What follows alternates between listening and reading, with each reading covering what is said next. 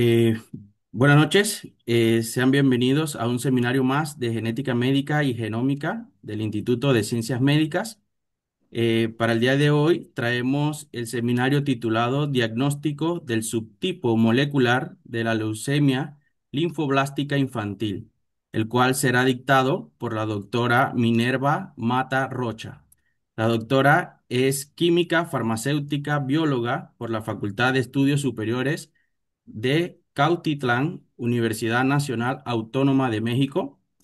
Es maestra en ciencias en genética y biología molecular del Centro de Investigaciones y Estudios Avanzados en México.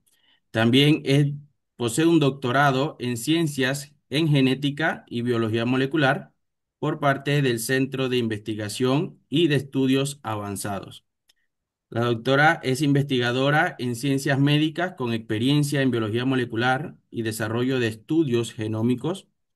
Actualmente es jefe de laboratorio de la biología molecular de las leucemias en la UIGH del Hospital de Pediatría Centro Médico Nacional Siglo XXI en México. Es perteneciente al Sistema Nacional de Investigadores Nivel 1. También es perteneciente al Grupo Mexicano Interinstitucional para la Identificación de las Causas de la Leucemia Infantil. Es autora de más de 38 publicaciones en revistas internacionales prestigiosas. Doctora, un gusto tenerla con nosotros el día de hoy. Muchas gracias nuevamente por su participación y agradecerle a todos los participantes. Puede dar inicio con su presentación. Sí, muchas gracias por la presentación. Buenas tardes a todos. Primero que nada, quiero agradecer al doctor Iván Landírez y al biólogo Raúl Cumbrera por esta invitación a participar a sus seminarios. Es un gusto estar aquí y pues, estoy muy agradecida por la invitación. Bueno, eh, como ya lo comentó en mi presentación, el tema que voy a dar es una plática acerca de los avances en el diagnóstico del subtipo molecular de la leucemia linfoblástica que llevamos aquí en México, asimismo como la importancia de determinar este subtipo molecular para optimizar la terapia y la mejora del paciente con leucemia linfoblástica. Como ya lo mencionó, yo me encuentro ubicada haciendo este proyecto de investigación en el Centro Médico Nacional siglo XXI, específicamente en el Hospital de Pediatría.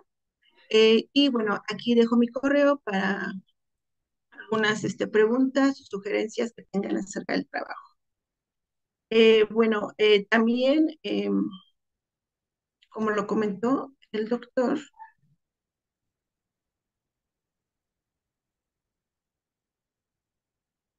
ay, disculpen, pero no pasa otra vez.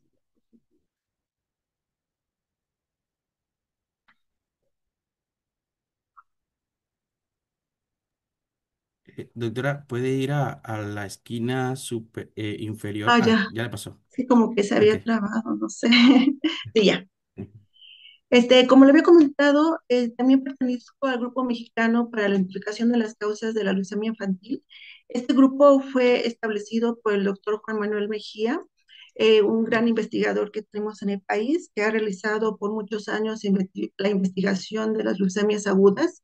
Él generó esta colaboración estratégica que básicamente consiste en investigadores, estudiantes, oncólogos, médicos especialistas, pediatras de diversas instituciones de salud y centros de investigación en México, que como tenemos como papel importante determinar factores etiológicos y moleculares asociados a la leucemia infantil en población mexicana. Entonces, esta colaboración nos ha dado pie al desarrollo de diversas investigaciones en las que les voy a platicar durante esta sesión de algunos de los avances que hemos logrado.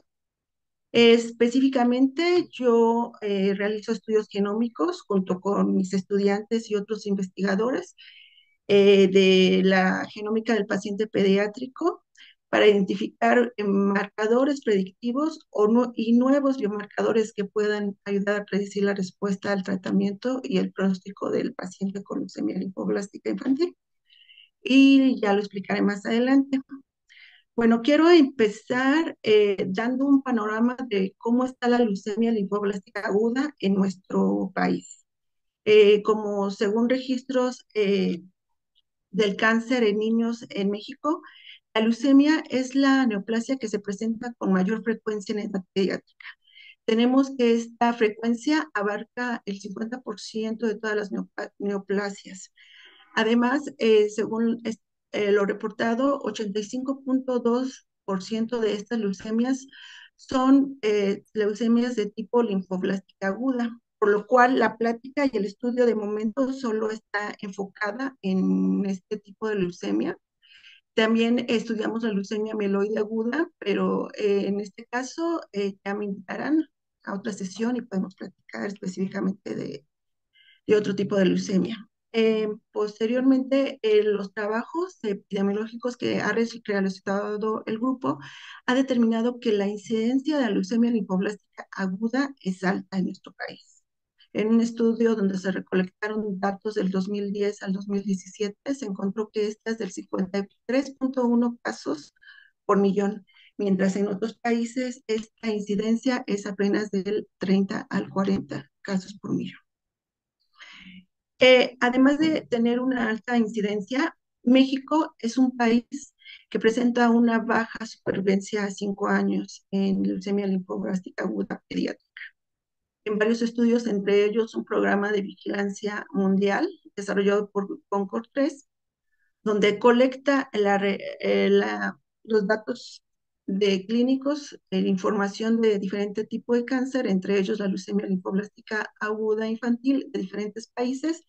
Realizó el análisis de supervivencia a 5 años y podemos observar que México, en América Latina, forma uno de los países con la peor supervivencia, apenas del 53%, comparado en otros países como Canadá y Estados Unidos, países desarrollados donde esta supervivencia es arriba del 90%.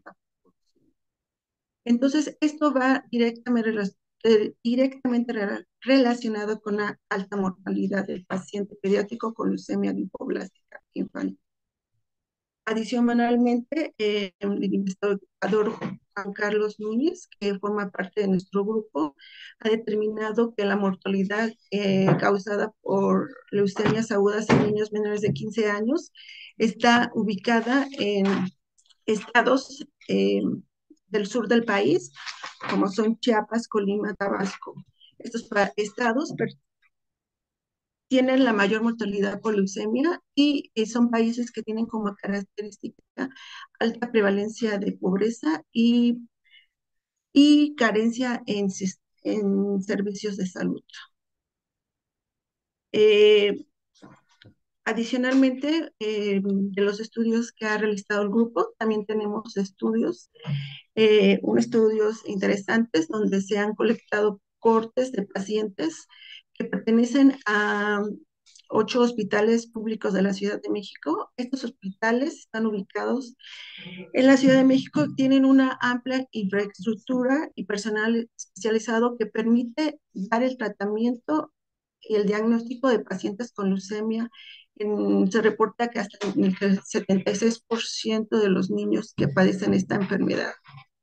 El análisis de este estudio identificó que aproximadamente el 54.8% de los pacientes eran del sexo masculino, que estos pacientes, el 55.2%, tenían un nivel socioeconómico que iba de medio a bajo y el 88.9% de los casos eran de tipo leucemia tipo B y un resultado interesante es que el 42.9% de los pacientes pertenecía o tenía un mal pronóstico, estaba relacionado a un mal pronóstico al tratamiento.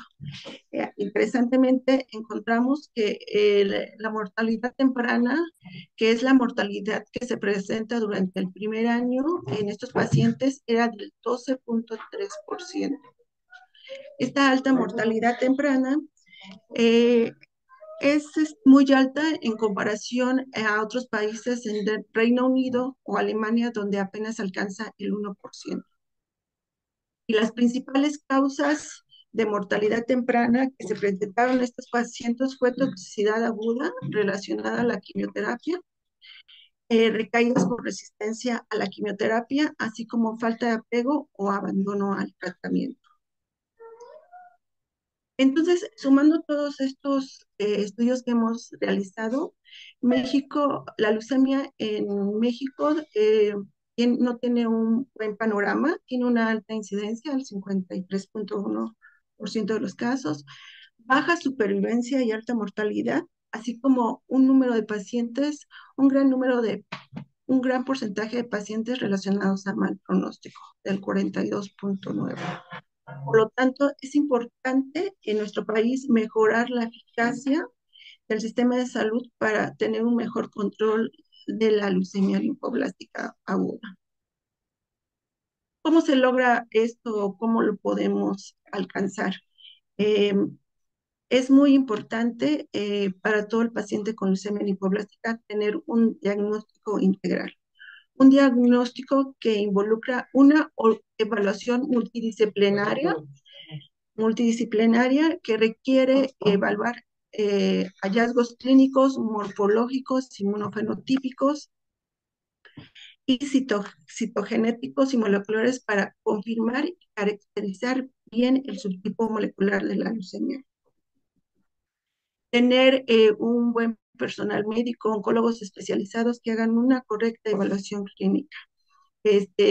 Pruebas como son la biometría hemática que nos permite la identificación de los blastos, la morfología que nos sugiera el linaje de la leucemia, y la prueba y el estándar de oro que es el aspirado y la biopsia de médula ósea, la cual mediante citometría de flujo nos permitirá identificar el linaje al que pertenece la leucemia linfoblástica, si es de tipo B o T.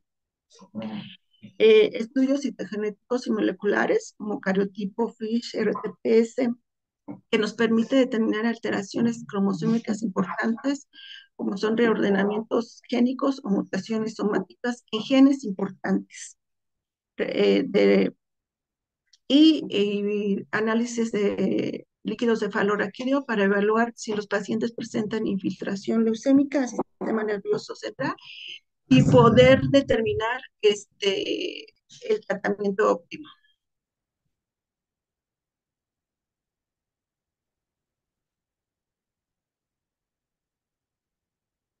Ay, lo siento, otra vez, ¿qué pasa? Ah,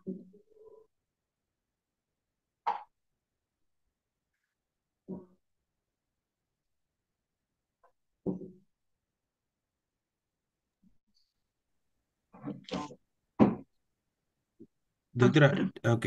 Sí, ya, perdón, disculpe. Es que se traba la computadora, no sé por qué. Bueno, todos estos factores que mencioné son muy importantes, ya que cuando el paciente con leucemia linfoblástica llega al hospital, el médico sabe que la respuesta de cada paciente es muy diferente al tratamiento.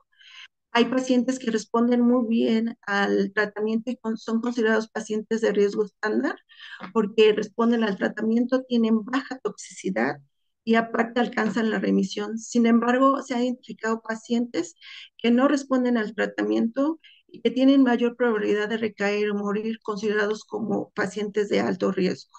Como ya les había mencionado en los estudios anteriores que hemos realizado, en México 42.9 de los pacientes con leucemia linfoblástica aguda están relacionados a un alto riesgo, a una mayor probabilidad de recaer o morir. Para predecir esto, el médico tiene que estudiar factores pronósticos y predictivos, que son factores que dependen tanto del tumor como del paciente y que impactan directamente en el tratamiento y en la supervivencia del individuo. De los factores que se han determinado y el más usado fue el establecido por el Instituto Nacional de Cáncer de Estados Unidos, que se basa en las características clínicas que presenta el paciente, eh, principalmente en edad y recuento leucocitario eh, al diagnóstico. Entonces tenemos que aquellos pacientes que tienen edad entre 1 o 10 años y cuenta de leucocitos menor a 50,000, son considerados pacientes de riesgo estándar, mientras que aquellos pacientes que son menores a 1 año o mayores a 10 años con cuentas leucocitarias de más de 50,000, estos son considerados pacientes de alto riesgo. Esto es muy importante porque aquellos pacientes considerados de alto riesgo requieren una intensificación de la quimioterapia para poder eliminar la clona leucémica. Asimismo, aquellos que tienen un riesgo estándar, se puede reducir la dosis, la quimioterapia, para evitar efectos secundarios como toxicidad. Y bueno, eh, actualmente ya no son suficientes las características clínicas para estratificar a un paciente. Tenemos que otros factores que nos permiten clasificar a estos pacientes en riesgo estándar, riesgo intermedio y mal pronóstico. Eh, y como les comentaba, esta estratificación es esencial para la administración de un mejor tratamiento. Eh, la, la integración de diversos factores que permiten mejorar la estratificación de riesgo y manejo terapéutico del paciente involucra factores que van desde el análisis genético, inmunofenotipo, enfermedad mínima residual, cuenta leucocitaria, respuesta temprana a la prednisona. Asimismo, estos factores cobran tanta importancia que actualmente diversos grupos e investigadores les han asignado a estos factores un valor, de tal manera que mediante modelos matemáticos han generado índices de pronósticos integrados. Aquí tenemos un ejemplo donde mediante el uso de diferentes factores y asignándoles un valor, determinan un índice pronóstico, el cual mediante él establecen que se puede ajustar el tratamiento de cada paciente con base a ese valor. Y bueno, como ustedes ven, son diversos los factores que se tienen que analizar. Y bueno, en este caso yo voy a abordar el análisis genético, que es la parte en la que yo me he enfocado, y les voy a hablar de la importancia de este factor. Para comenzar, voy a hablar lo que es la leucemia linfoblástica aguda. Como ya lo mencioné, es una neoplasia hematológica clonal caracterizada por la proliferación descontrolada y acumulación de linfoblastos inmaduros en médula ósea que pasan a sangre periférica y en ocasiones en otros tejidos. Eh, este proceso de leucemogénesis ocurre durante la hematopoiesis. Como ustedes saben, durante la hematopoiesis, una célula madre hematopoyética lleva a cabo un proceso de proliferación en el cual consiste en su división celular para generar a partir de esta célula madre células hijas que se van a ir diferenciando. Van a expresar ciertos genes que van a permitir su desarrollo a una célula madura. Estas células maduras, como las vemos aquí, son el producto final de la hematopoiesis, que son células que tienen importantes funciones en el cuerpo humano y que principalmente funcionan en el sistema inmunológico. Estas células en sí mismos tienen un proceso natural de apoptosis o de muerte celular programada. Sin embargo, cuando la leucemia ocurre, este equilibrio entre la proliferación y la muerte del celular se rompe. Este equilibrio se rompe principalmente por un estímulo oncológico que ocurre en fases tempranas de la diferenciación. Durante esas fases, la célula recibe un estímulo oncológico que inhibe la diferenciación y asimismo ocurre la inducción de una proliferación descontrolada, aumentando células no funcionales que crecen e invaden la médula ósea, inhibiendo una hematopoiesis normal, inhibiendo la generación de células funcionales y aumentando la proliferación de estas células leucémicas. Esto ocurre principalmente porque durante el proceso de hematopoiesis, que es un proceso dinámico, existe una alta susceptibilidad de mutación espontánea. Entonces, estas mutaciones, cuando ocurren en genes como protooncogenes o genes importantes en la división, en el ciclo celular o en la diferenciación de la célula leucémica, eh, afecta su diferenciación y por lo tanto genera una leucemogénesis. De tal manera que actualmente se conocen modelos de leucemogénesis en el cual se basan en la adquisición secuencial de mutaciones. Para que este proceso ocurra, requiere como primer paso un proceso de iniciación. Este proceso es el primer evento oncológico.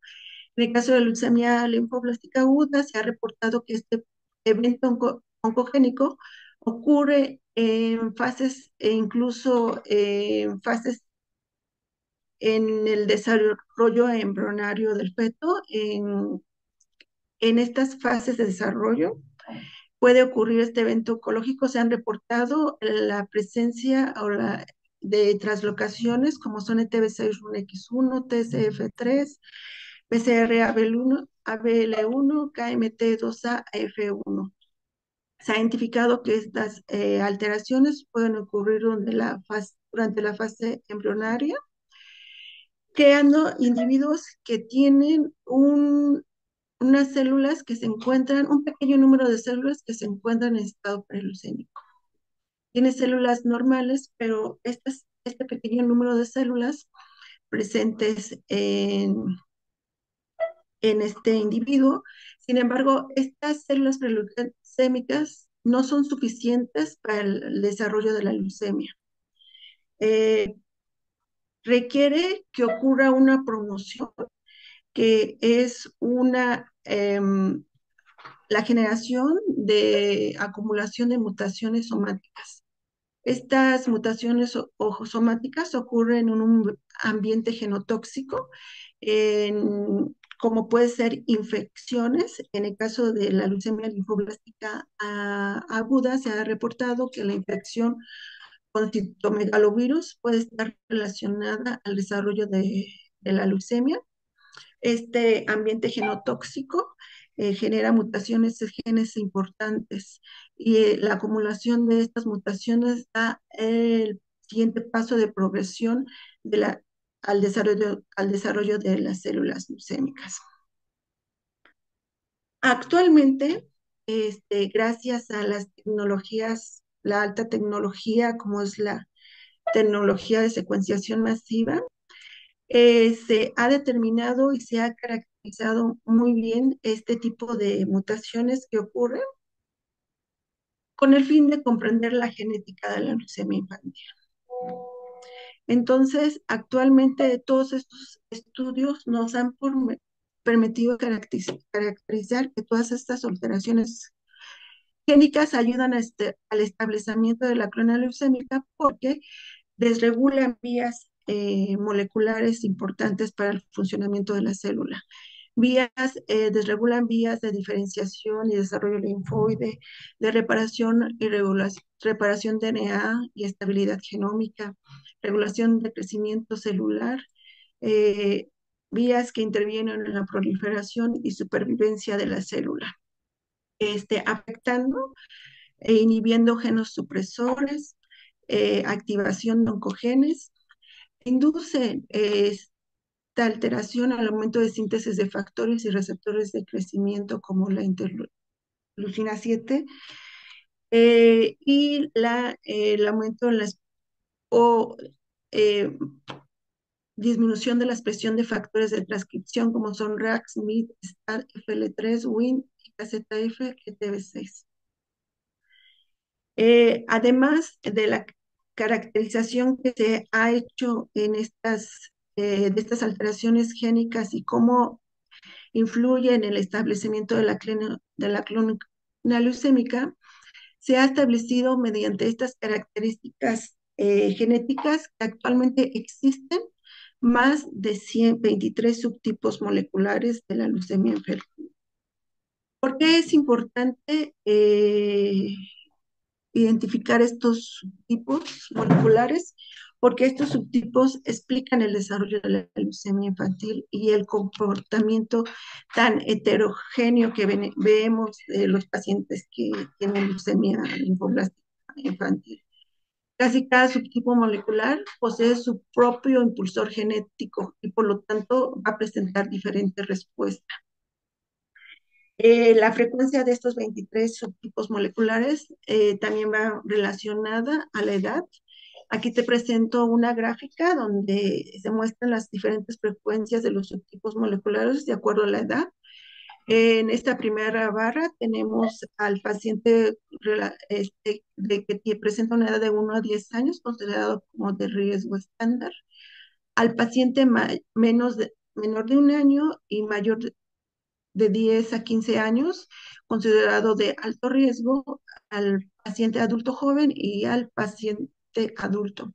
Entonces, por ejemplo, vemos que el paciente que presenta el subtipo molecular alta hiperdiploidía, que es en morado, y que está relacionado a buen pronóstico, presenta una mayor frecuencia en los pacientes con riesgo estándar. Sin embargo, conforme aumenta la edad, este subtipo molecular va disminuyendo y pasa lo contrario con subtipos moleculares relacionados a mal pronóstico, como es el cromosoma Filadelfia, el cromosoma Filadelfia Like, que es esta barra en naranja y rosa, donde a medida que la edad del paciente aumenta, la frecuencia de este subtipo molecular aumenta, lo que indica que a mayor edad, mayor pacientes relacionados a mal pronóstico. Entonces, eh, la frecuencia del subtipo molecular y la determinación.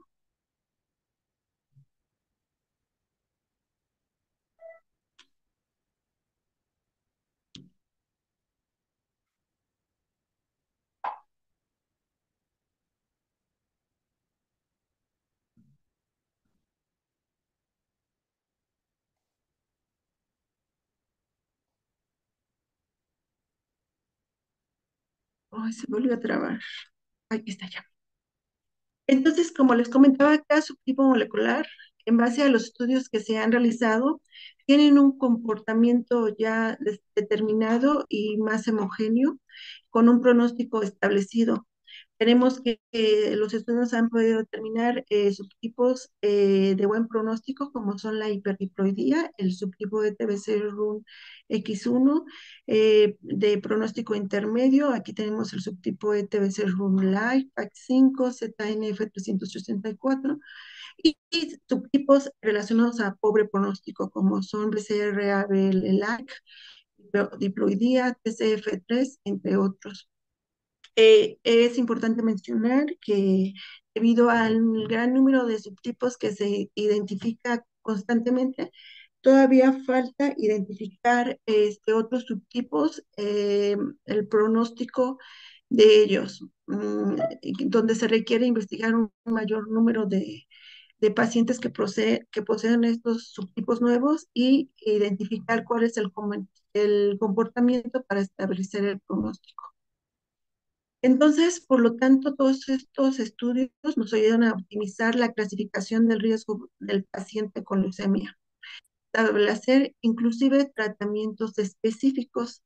Son tratamientos que van dirigidos específicamente hacia la alteración específica de los subtipos moleculares. Como ejemplo, tenemos los subtipos moleculares cromosoma Filadelfia y cromosoma Filadelfia-like. Como ustedes saben o han escuchado, el cromosoma Filadelfia es un subtipo molecular que se caracteriza por la presencia de la translocación BCR-ABL1. Esta translocación eh, genera la transcripción y traducción de una proteína recombinante con actividad de tirosinasa que se encuentra soluble en el interior de la célula. Esta proteína recombinante tiene la capacidad de fosforilar diferentes sustratos de diferentes vías de señalización como son la vía JAK, STAC, RAX, PIK3, induciendo una alteración y la inducción de factores de transcripción que induce a la supervivencia de la célula leucémica. El cromosoma Philadelphia-like consiste en mutaciones también en estas vías que inducen una hiperfosforilación tirosina, una hiperfosforilación y activación de las mismas vías. De tal manera que en estos pacientes que presentan estos dos subtipos moleculares, la administración de inhibidores selectivos de tirosinasas, como son el imatinib, esatinib y el nilotinib, son medicamentos importantes que son administrados y que han demostrado que la supervivencia de estos pacientes mejora considerablemente. Entonces, identificar el subtipo molecular es muy importante para administrar estas terapias y el futuro desarrollo de terapias dirigidas. Eh, Como parte del trabajo que realizamos en nuestro laboratorio es determinar los subtipos moleculares. Nosotros determinamos cuando llega un paciente principalmente cuatro subtipos moleculares que el oncólogo utiliza para administrar una terapia.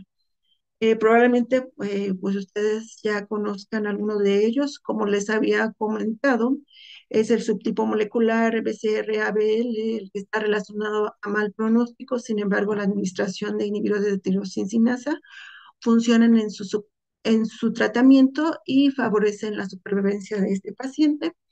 Determinamos el subtipo molecular caracterizado por la translocación MLLF4 relacionado a mal pronóstico, que puede ser tratado con inhibidores de FLT3, el subtipo TSF3-PBX, que se ha reportado, los pacientes tienen mayor incremento de probabilidad de recaída al sistema nervioso central. Por lo tanto, se le sugiere a estos pacientes la administración de terapia intratecal intensiva. Y tenemos el diagnóstico del subtipo molecular ITBC-X1, el cual se ha reportado, está relacionado a un buen pronóstico. Estos subtipos son fáciles de identificar porque es únicamente la identificación de la función génica. Lo hacemos por RT-PCR en tiempo real. Esta metodología nosotros la establecimos en el laboratorio, diseñamos los primers y las sondas de hibridación. Hicimos una estandarización usando controles positivos como son RNA de líneas celulares, RED, CAP 562, SUB, y para cada translocación realizamos el plasmímetro para determinar la eficiencia de nuestras curvas de calibración. Y usamos como control interno al gen, la expresión del gen HADP-GAP. Adicionalmente hicimos una validación y comparamos nuestros resultados con resultados de otro laboratorio donde usa un método comercial y encontramos una correlación del 100%. Este método, si ustedes lo quieren consultar, nosotros lo tenemos publicado, lo publicamos desde el 2022, ustedes pueden consultar y en esa publicación viene la secuencia de los primers que nosotros diseñamos y estandarizamos. El método es muy fácil a seguir, simplemente recibimos muestra de médula ósea, separamos los glóbulos blancos, a partir de ellos extraemos el RNA y mediante una reacción de un solo paso de PCR en tiempo real podemos determinar estas cuatro translocaciones, estos cuatro subtipos moleculares.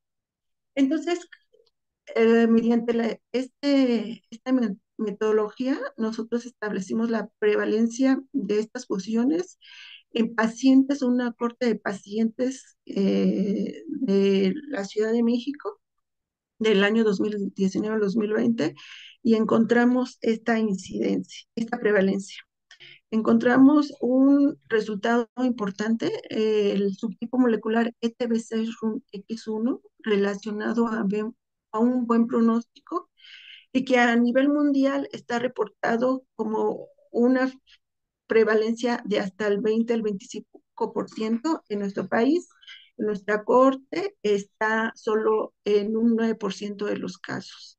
Esto quiere decir que tenemos un mayor número de niños relacionados a mal pronóstico, ¿no? Solo un 9% poseen esta translocación, y están relacionados a buen pronóstico. Sin embargo, la suma de estas cuatro fusiones solo me determina el 21% de los subtipos moleculares de todos los pacientes que yo recibo. Entonces, esto para mí es muy desfavorable, ya que el 79% de los pacientes que yo recibo no tienen esta translocación y no tengo el subtipo molecular que pueda ayudar al clínico para determinar el pronóstico y el tratamiento óptimo del paciente, motivo por el cual nosotros realizamos un proyecto de investigación con el fin de estudiar a profundidad el paciente con leucemia linfoblástica aguda, usando secuenciación de nueva generación, específicamente mediante el estudio del transcriptoma de estos pacientes. Mediante el transcriptoma vamos a lograr determinar las translocaciones que existen en estos pacientes, variantes de un solo nucleótido, variantes de un solo nucleótido, así como inserciones y deleciones y un perfil diferencial de expresión. Para ello, nosotros colectamos la muestra de 22 pacientes con leucemia linfoblástica de novo y 4 pacientes sin leucemia linfoblástica que fueron negativos para leucemia linfoblástica aguda. De estos pacientes se colectó la historia clínica y el seguimiento de cada uno de ellos. Se realizó la extracción de RNA, se realizó el transcriptoma por secuenciación de nueva generación y se realizó el análisis bioinformático de los datos obtenidos de esta secuenciación. Se determinaron las variantes o alteraciones genéticas y posteriormente el subtipo. Y bueno, les voy presentando los resultados obtenidos. En este diagrama, cada columna representa a un paciente. Pacientes fueron clasificados como de riesgo estándar o como de mal pronóstico de acuerdo a la edad y recuento leucocitario. Como ustedes pueden ver, el 50% fue clasificado como de mal pronóstico, es más o menos representativo a lo que se reporta en cortes de mayor número. Tenemos aproximadamente un 50% de nuestros pacientes con leucemia linfoblástica relacionados a mal pronóstico. De la corte, el 18% de los pacientes recayeron y tenemos una defunción, una mortalidad del 36% de los pacientes. Como ustedes pueden ver, la mortalidad se presentó tanto en pacientes que presentaban o eran clasificados como de riesgo estándar como de mal pronóstico. Esto, como ya lo sabemos, lo que nos indica que la clasificación por edad y recuento leucocitario no es suficiente. Requerimos de otros factores para hacer una correcta clasificación de riesgo. Una vez que determinamos las características clínicas de cada paciente, se realizó el transcriptoma. Este transcriptoma fue una secuenciación a partir del RNA total. Lo único que se hace es depletar el RNA ribosomal del RNA total que queda, que en teoría es el RNA mensajero o RNA no codificante de cadena larga. Se realiza la fragmentación, la síntesis de cDNA, la ligación del adaptador de esta manera se generan las librerías, las que fueron secuenciadas en el secuenciador Nexi 500 de Illumina. Este proceso se realizó en la unidad de secuenciación ubicada en el Centro Nacional, Centro Médico Nacional siglo XXI, y nosotros obtuvimos aproximadamente más de 40 millones de lecturas por paciente. Este número de lecturas es suficiente para determinar el perfil diferencial de expresión y hacer un llamado de variante. Y bueno, el primer proceso bioinformático que se realizó fue determinar las funciones génicas que habíamos encontrado que estaban presentes en estos pacientes. Y pues mientras en nuestro laboratorio logramos determinar 4 fusiones por RT en PC en tiempo real, con esta tecnología determinamos hasta 11 fusiones génicas distribuidas en 46% de los pacientes.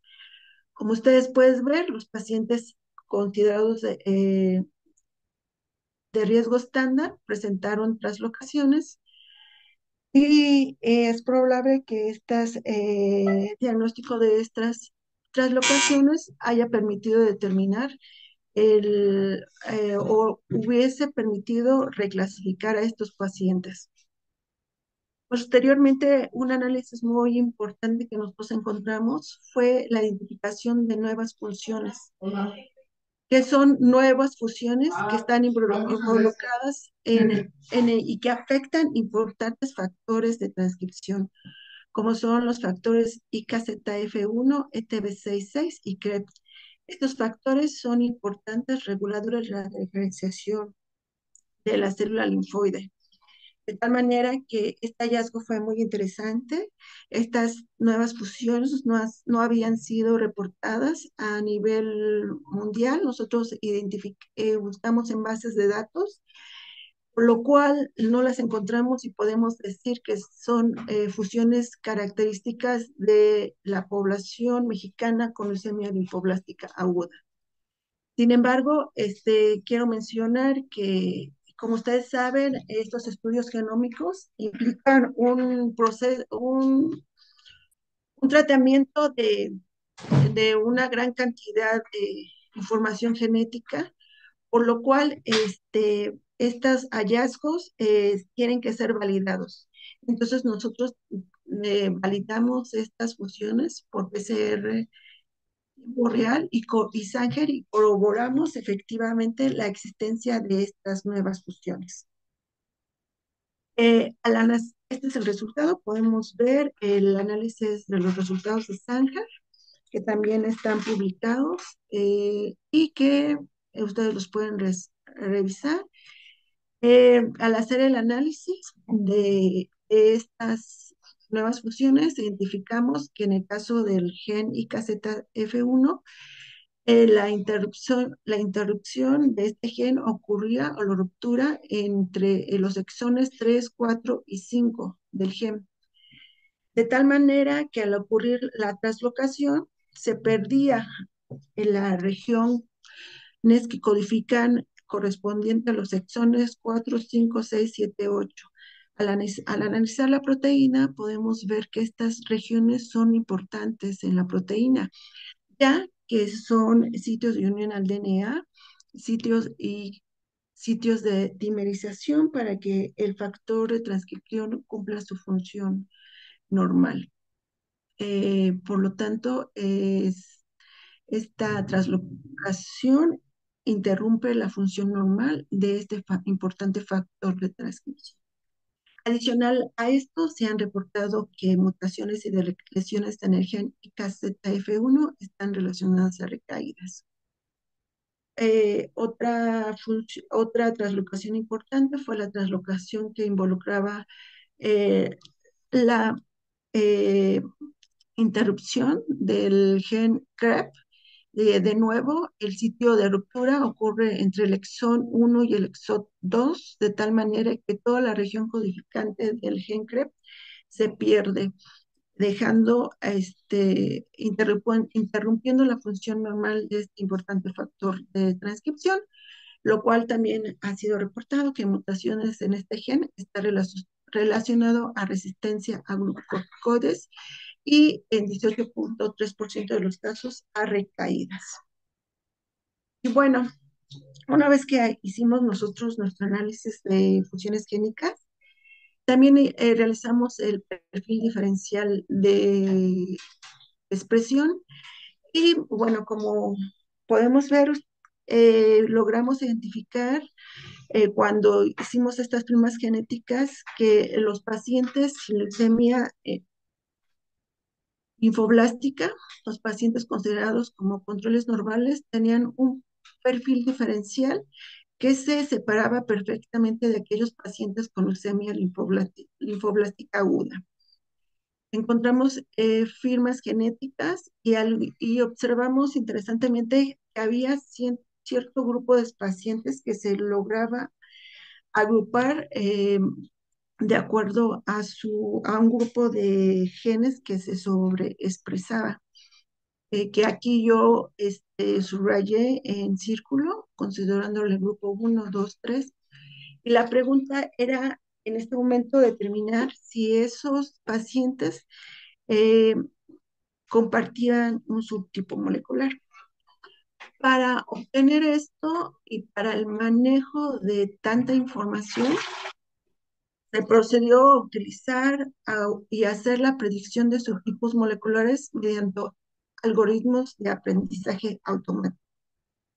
Estos algoritmos son algoritmos desarrollados en otros países, mediante los cuales asignan el subtipo molecular de acuerdo al nivel de expresión génica. Estos algoritmos comprenden los patrones de expresión y mediante estos patrones, mediante modelos matemáticos y computacionales, realizan un llamado del subtipo molecular. Estos algoritmos de aprendizaje automatizado son entrenados con miles de datos de expresión de pacientes de leucemia linfoblástica aguda. Estos resultados son administrados a estos algoritmos, los cuales exploran y analizan estos datos y buscan patrones. Una vez que determinan estos patrones, nosotros podemos utilizarlos, administramos nuestros datos de expresión y los algoritmos realizan o predicen el subtipo molecular de cada paciente. Los algoritmos desarrollados que nosotros utilizamos son los algoritmos ALTSOR, NDALL y ALLCatcher. De tal manera que mediante el uso de estos algoritmos, todas nuestras muestras fueron asignadas con un subtipo molecular. Este resultado es muy importante. Nosotros vimos que el mismo subtipo molecular era determinado por los tres algoritmos.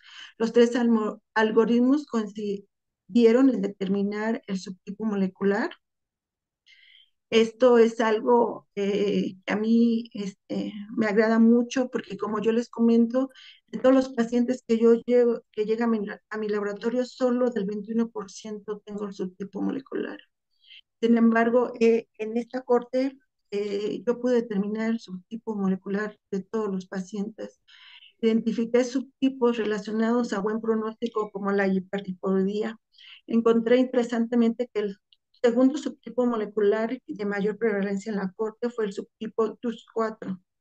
Identifiqué el subtipo molecular PH-LY, que como les comento es un subtipo molecular relacionado a mal pronóstico y que la identificación de estos pacientes permite la administración de inhibidores de tirosinasa y que mejora la supervivencia de este paciente. Este subtipo es difícil de identificar con pruebas convencionales. Se requiere realizar una serie de pruebas citogenéticas para poder identificarlos. Sin embargo, mediante el transcriptoma y el uso de estos algoritmos, lo logramos identificar. Y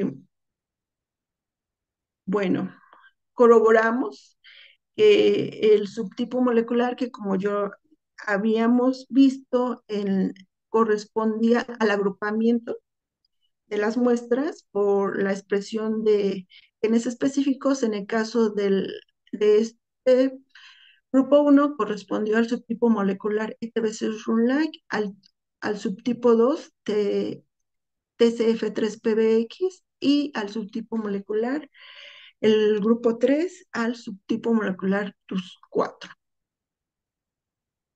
Y bueno, adicionalmente, analizamos estudios de enriquecimiento de estos genes, de vías de señalización, e interesantemente identificamos que el subtipo molecular TUS4, que se encontraba en el 14% de nuestros pacientes, presentaba la sobreexpresión del gen PDGRFA, un factor de crecimiento derivado de plaquetas. Este receptor este, in- lo encontramos interactuando con otros genes en la vía de señalización CAT1. Eh, este gen es un receptor de membrana, codifica un receptor de membrana que es un receptor activador de tirosincinasa, activando vías como son la vía de PIK3, RAS y la vía de JAK, que induce a la transcripción de factores que aumentan o inducen la proliferación celular, la disminución de la apoptosis y a la inhibición de la diferenciación celular. Lo interesante de esto es que actualmente se ha reportado que este gen está alterado en tumores estromales gastrointestinales. En este tipo de tumores se han reportado mutaciones que inducen el aumento de la actividad de este gen. De tal manera que en estos pacientes se han realizado estudios y se han administrado inhibidores de esta activación de este receptor. Y estos inhibidores han permitido que en estos pacientes se suprima la proliferación del cáncer, de la metástasis de los pacientes con este tipo de tumores. Entonces, nosotros consideramos este resultado muy importante. Consideramos que la sobreexpresión de PDGRFA en el subtipo molecular TUS4 de los pacientes con leucemia linfoblástica aguda podría ser un blanco terapéutico. Podrían estos pacientes ser tratados con inhibidores que se usan para los pacientes con tumores estromales gastrointestinales. Para ello necesitamos realizar un mayor estudios tanto in vitro y clínicos para identificar el efecto que tienen estos inhibidores en estos pacientes con el subtipo molecular TUS4.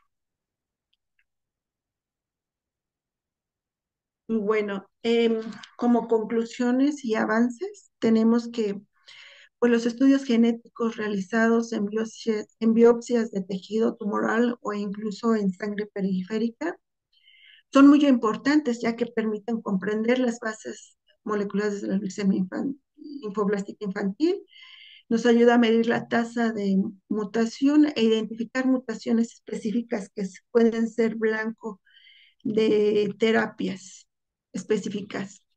Nos permite identificar nuevos blancos terapéuticos y además que son nuevas herramientas para una detección más sensible y específica de los subtipos moleculares de la leucemia linfoblástica aguda. Nos permite una mejor estratificación de riesgo y proporcionar un mejor tratamiento de los pacientes. En cuanto a la genética del paciente de leucemia linfoblástica aguda, eh, en México, de nuestros pacientes, logramos determinar el subtipo molecular de todos estos pacientes, que es nuestra meta, que cada paciente que llegue al laboratorio se pueda identificar el subtipo molecular y que sea herramienta para el oncólogo y que pueda tomar decisiones que le van a ayudar al paciente en su tratamiento y en la mejora de su supervivencia. Eh, Encontramos importante variabilidad genética que pueden empezar a caracterizar la genética de la población mexicana con leucemia linfoblástica aguda y sobre todo en una sobreexpresión del gen PDGRFA en el subtipo molecular TUS4, el cual podría ser posible blanco terapéutico. Pero bueno, necesitamos llevar estos estudios a una N más grande y realizar un mayor número de pruebas. Pero con esto tenemos un panorama, una visión más amplia de lo que podemos seguir haciendo y cómo podemos avanzar en, en mejorar la terapia del paciente con leucemia linfoblástica aguda. Entonces, eh, yo quiero darle gracias por estar aquí presentes y escuchar esta plática a todos ustedes, asimismo a todos los investigadores que conforman el grupo mexicano para la identificación de las causas de la leucemia infantil, asimismo a los estudiantes que se encuentran en mi laboratorio y que apoyan al desarrollo de todos estos proyectos. Por mi parte es todo. No sé si tengan alguna pregunta.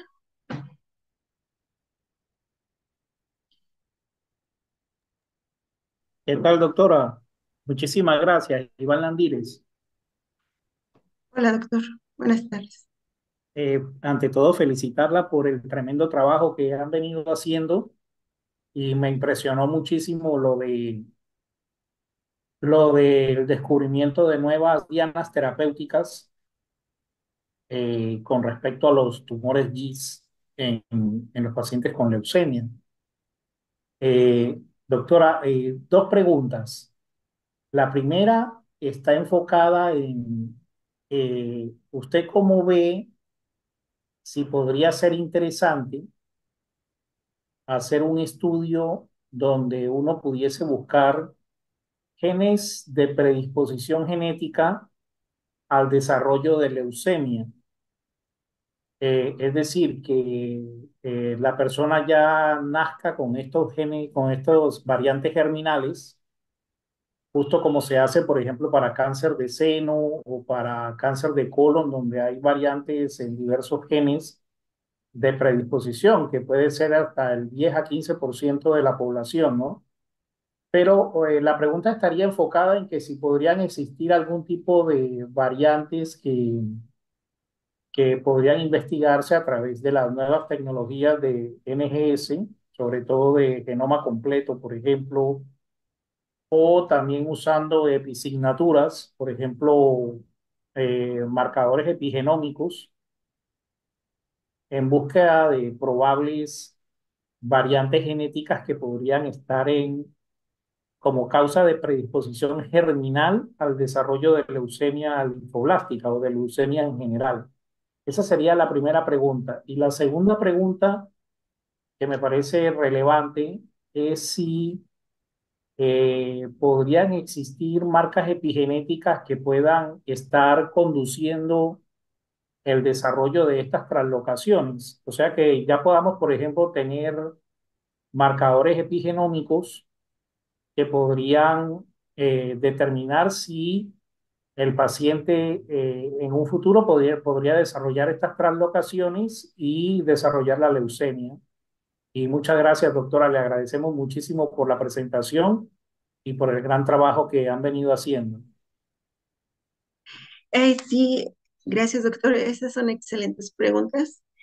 Sí, estamos haciendo investigación a nivel de la determinación de variantes de tipo germinal relacionadas al desarrollo de leucemia, sobre todo porque nuestra población mexicana de niños con leucemia linfoblástica aguda pues tiene una alta incidencia y un mal pronóstico, ¿no?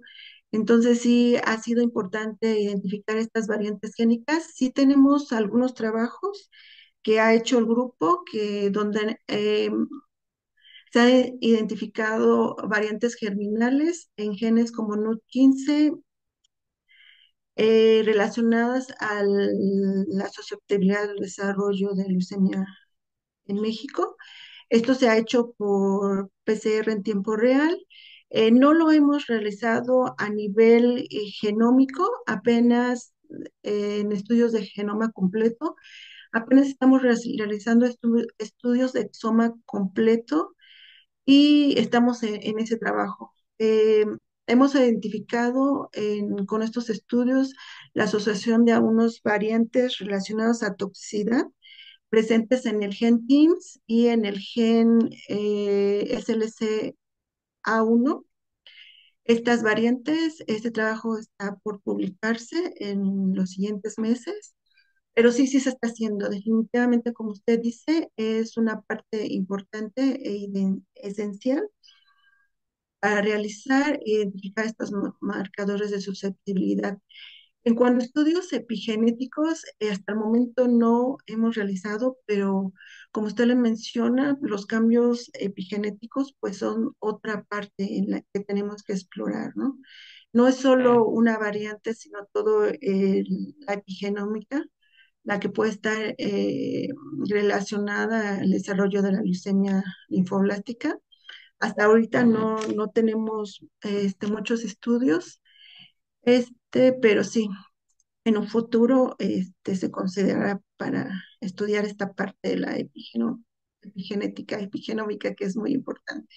Doctora, y en un paciente con leucemia ya establecida, Ujú. si nosotros queremos investigar variantes germinales, ¿qué tejido podría utilizarse para secuenciar? Porque si lo hacemos en sangre periférica, pues vamos a encontrarnos las variantes probablemente que no son, vamos a encontrar variantes que no son germinales si lo hacemos en sangre periférica porque el paciente ya tiene leucemia y vamos a probablemente a ver un enriquecimiento de variantes no germinales. Así que si estamos buscando variantes germinales, ¿qué tejido recomendaría en un paciente con leucemia ya establecida? Lo que nosotros hemos hecho para identificar estas variantes es colectar saliva de niños con leucemia linfoblástica. Em, Saliva que arrastra un poco de células de la mucosa este, vocal. Y a partir de esas células se colectan en tubos especiales y se ha tenido una buena cantidad de DNA para estos estudios de PCR en tiempo real y algunos estudios de secuenciación de exoma completo. Sí, Ah, sería la muestra más fácil que hemos estado usando para muchas determinar. gracias, doctora. Gracias por el trabajo, doctora. Gracias, doctor.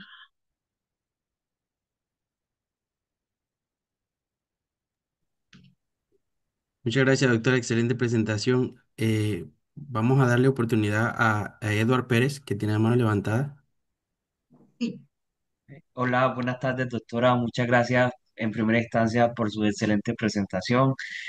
Nos conocemos un poquito, que estamos hablando sí. la vez que vino acá a Medellín.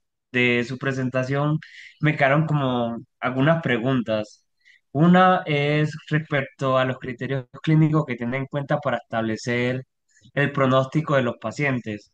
Entendí los principales era edad y recuentos al diagnóstico, pero por ejemplo otras variables clínicas como por ejemplo respuesta a la citorreducción por los esteroides al día 8, seguimiento de la enfermedad mínima residual a la mitad y al final de la terapia de inducción.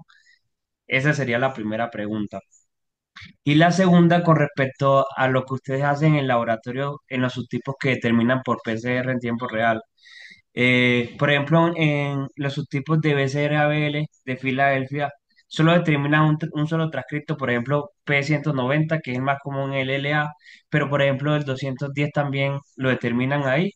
Y en por ejemplo, en KMT2A, que puede tener más de 90 socios, sin embargo, en la AFF1 es el más común, creo que es más o menos 60-70% de los casos, pero por ejemplo, MLT1 y 4 también lo determinan en esa misma PCR. Y la última es que si en el estudio que hicieron determinaron la delección de Ícaros, de IKZF1, y si sí, lo hicieron con algún padline o algo. Y me llamó mucho la atención los pacientes Philadelphia Like, que es alto. Nosotros en nuestro estudio también tenemos un porcentaje bastante de pacientes Philadelphia Like, que pues sería interesante eso, teniendo en cuenta que esos pacientes son de alto riesgo. Y eh, la última, si han pensado en algún estudio de farmacogenómica, teniendo en cuenta que esto viene tomando tanta fuerza y hay muchos fármacos, muchas variantes a nivel DNA que están relacionadas con el metabolismo de los fármacos, y entre ellos, por ejemplo, el metrotexate. Ay, muchas gracias por tus preguntas. Agradezco el interés. Bueno, la primera era en relación Al tema. a otros factores pronósticos o predictivos que usamos, ¿no? Fíjate que sí tenemos esos factores porque el grupo se dedica, tenemos un grupo ya de investigadores bien estandarizados, que ellos colectan correctamente todos estos otros factores para hacer una, un análisis y determinar el pronóstico de cada paciente. Sin embargo, para este estudio no lo tomé en cuenta, no los tomé en cuenta, solo hice la clasificación por recuento leucocitario y por edad. Entonces sí, estamos trabajando en aumentar la N, y qué bueno que lo mencionas.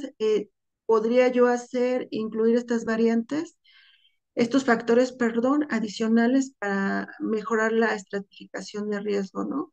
Sumado con la identificación del subtipo molecular, podría tener un análisis más completo. Qué bueno que me lo dices, no se había ocurrido. O sea, lo primero que vino a mi cabeza fue determinarlo por edad y cuenta leucocitaria, que son los datos que tienes con mayor facilidad, ¿no?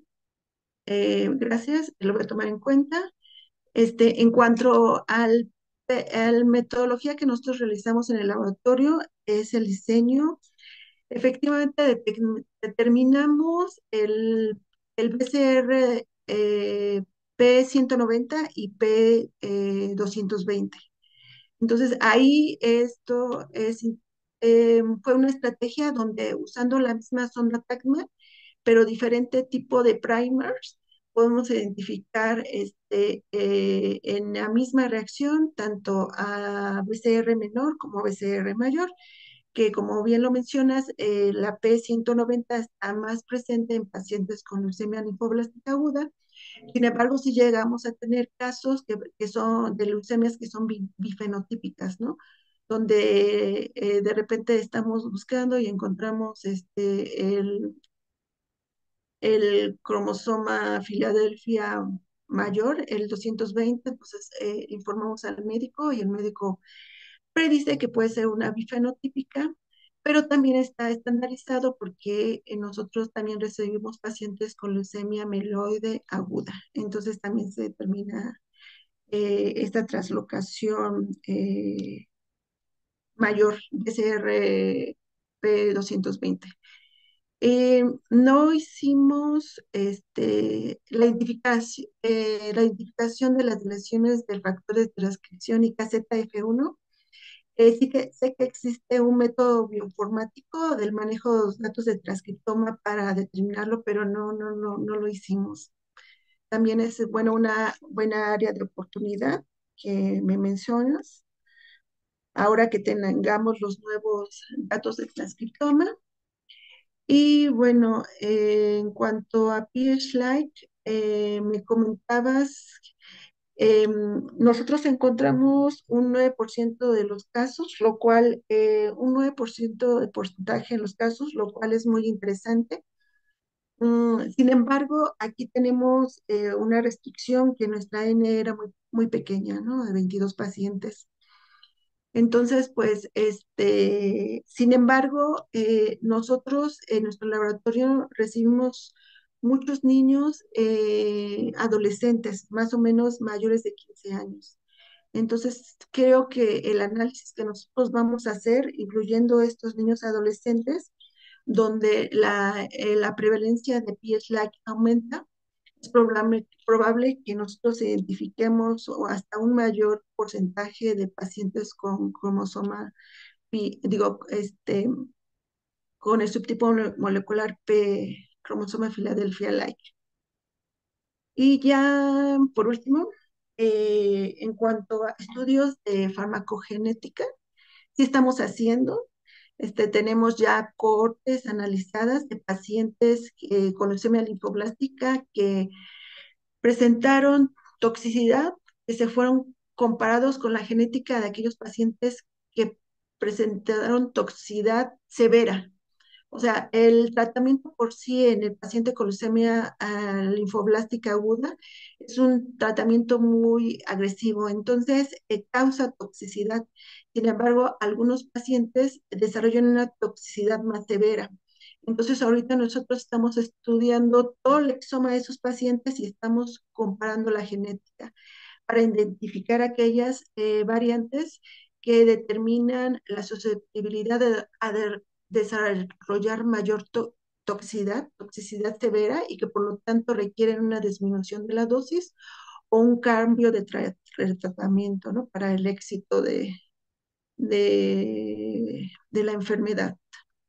Y bueno, creo que esas son todas las preguntas. No sé si las contesté. Sí, muchas gracias, doctora. Muy interesante todo. Gracias a ti, Eduardo. Gracias, doctora. Ya para terminar, vamos a darle una pregunta más a José Antonio Cedeño. Adelante. Eh, Buenas noches, no sé si me escuchan bien, Buenas noches, sí, sí, lo escucho. que tengo poca señal donde estoy. Sí, felicitar a la doctora por excelente trabajo. Sí, yo laboro aquí en Panamá, soy médico y hemos estado trabajando con este tipo de pacientes y diferentes enfermedades. Le iba a hacer una pregunta y también como comentario, a ver qué opina con el tema de las muestras para hacer estos estudios genómicos, porque más experiencia nosotros acá en la parte de las neoplasias mieloides.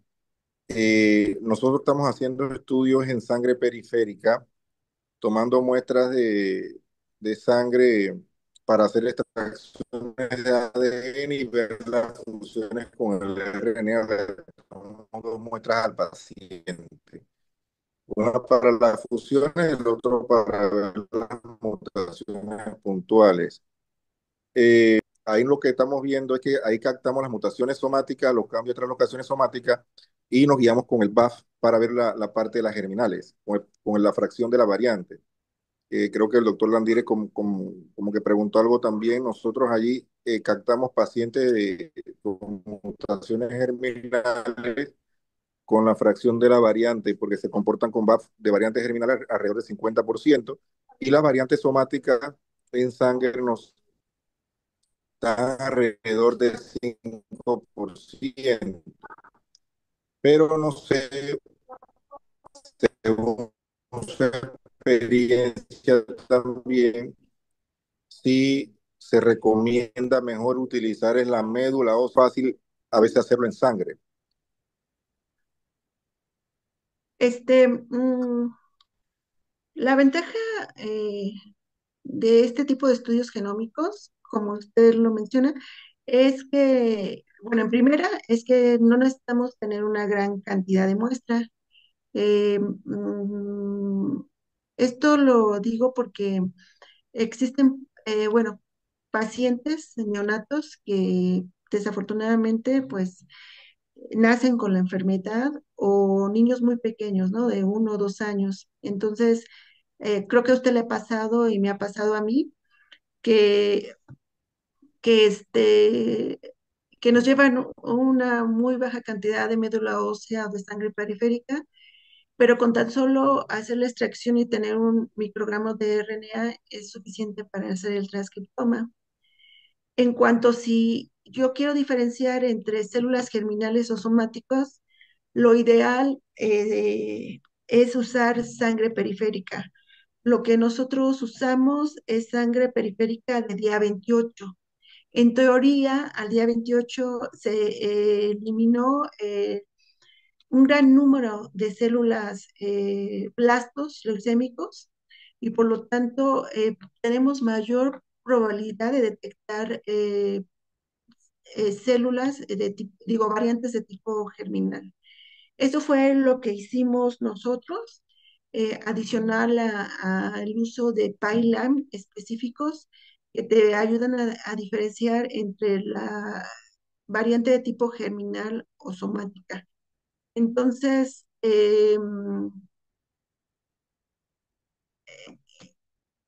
eso es lo que realizamos. En teoría, al día 28 no debe de haber blastos leucémicos. Sin embargo, pues hay pacientes que no responden al tratamiento y no resulta tan eficaz el estudio de esta muestra para determinar células germinales, pero nosotros sí tuvimos éxito en hacerlo. Aunque la muestra ideal pues sería tomar del paciente saliva, ¿no? Donde tenemos el arrastre de células de la mucosa vocal y donde podemos identificar con mayor exactitud las células germinales, las variantes germinales, perdón. No sé si contesté su pregunta. Sí, sí, doctora. Gracias, gracias por la información.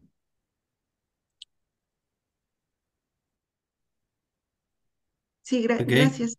muchas gracias, doctora. De verdad, muy interesante su presentación, su trabajo, excelente. Felicitarla a usted y a todo su equipo. Bueno, daríamos por cerrada la sesión. Nuevamente, gracias por su tiempo y estar con nosotros. Y a todos los participantes, muchas gracias por estar con nosotros en un seminario más de genética médica y genómica del Instituto de Ciencias Médicas. Y bueno, estén pendientes a nuestro próximo seminario. Espero se encuentren muy bien. Un saludo a todos. Gracias.